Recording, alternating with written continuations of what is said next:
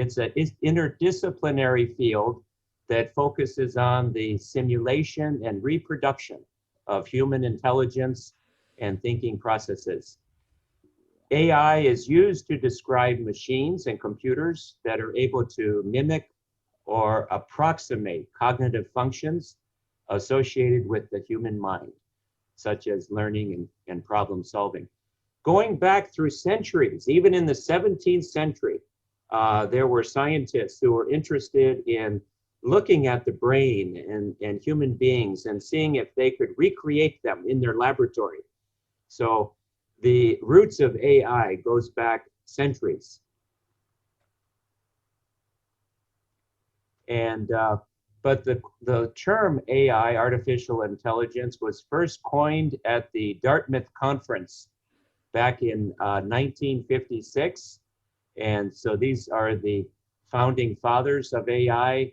I don't know if you're familiar with any of these names. I know Marvin Minsky from MIT. All of these guys are the patriarchs of artificial intelligence. Looking at a timeline of AI, I've highlighted just a couple here you might be familiar with. I just mentioned 1956, the birth of AI at Dartmouth. You might have remembered 1997, IBM Deep Blue, who beat a chess world champion. And more recently, Google came out in 2012 with the Now voice assistant. And 2015, Amazon came out with Echo. Just another brief outline. I don't want to say too much about AI, although I probably have already. 1950s, AI focused on problem solving. The 60s and 70s moved toward the creation of intelligent robots. The 80s on neural network. The 1990s on internet technology and network environments. And then in the 2000s until recently, more interactive robots, big data, IoT, deep learning, and so forth. Stephen Hawking, the famous scientist who passed away, I guess about a year ago, he said, "The rise of powerful AI will be either the best or the worst thing ever to happen to humanity. We do not yet know which." And Elon Musk, the famous billionaire industrialist, says that AI is a fundamental existential risk for human civilization.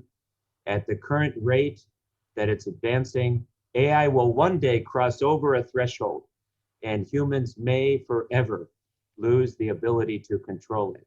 So, like many people, we have our doubts about AI and our fears. But AI, of course, has many upsides and many positive aspects. And one is in education. AI has had a very positive effect so far, we feel, although it's not yet ready to replace teachers, which is a good thing for us. But we think of AI as augmenting our field and our tasks in the classroom. There is a real potential of AI to therefore extend human capabilities and the possibilities for teaching, learning, and research. These are the most frequently used technologies in AI today. I think if you look at things, we're going to talk about virtual assistants with the smart speakers, which involves natural language processing. But recently, Japan has been spearheading self-driving technologies and the robotics field as well. And so AI has been advancing in all of these areas. In looking at the AI speaker, which is the focus of a lot of our presentation today, it's a wireless device with artificial intelligence activated through voice command. And it is a form of a virtual personal assistant. Amazon, Alexa, and Google Home Mini are the two most popular assistants today. The capabilities of smart speakers can be enabled to develop new personalized skills. And if you look at a timeline of the personal assistants, Apple Siri in 2011 came out. This was the first voice-based assistant, part of a smartphone. It came out in iPhone 4S. Wow, it just seems like yesterday, 9 years ago. Google Now came out in 2012. And then finally, the first smart speaker, so to speak, first one came out in 2014 with the Amazon Echo and Echo Dot, the small version. Google hit the market in 2016 with Assistant and Home. And we're going to talk a little bit about Home Mini, the small version.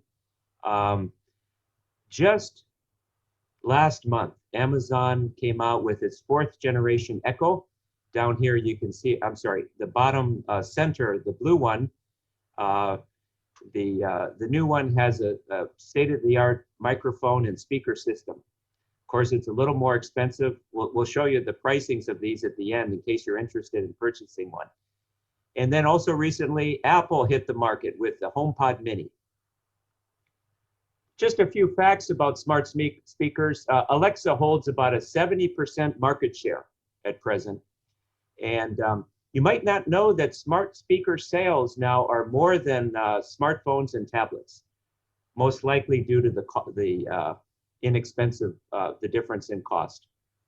1/3 of smartphone, smart speaker owners, they use their smart speaker instead of using their smartphone for many of their tasks. 1 in 5 adults in the US now have access to a smart speaker, and that prediction is to increase up to 55% of households by 2022. And but only 4% of the world's population now at present has a smart speaker. These are the common uses, of course, looking for online information. Did you know web searches now, 50% are done by voice command? Listening to music, of course, a smart speaker has a great speaker system, so a majority of people just like to tune into their favorite playlists. Ordering products, looking for recipes, all kinds of things now that you can do with your smart speaker. And if you look at a breakdown by time of day, early morning, checking the weather in the news and traffic and things, midday, creating lists, shopping lists and things like that. Dinner time, looking for a restaurant to go to, checking out a recipe, family activities, games.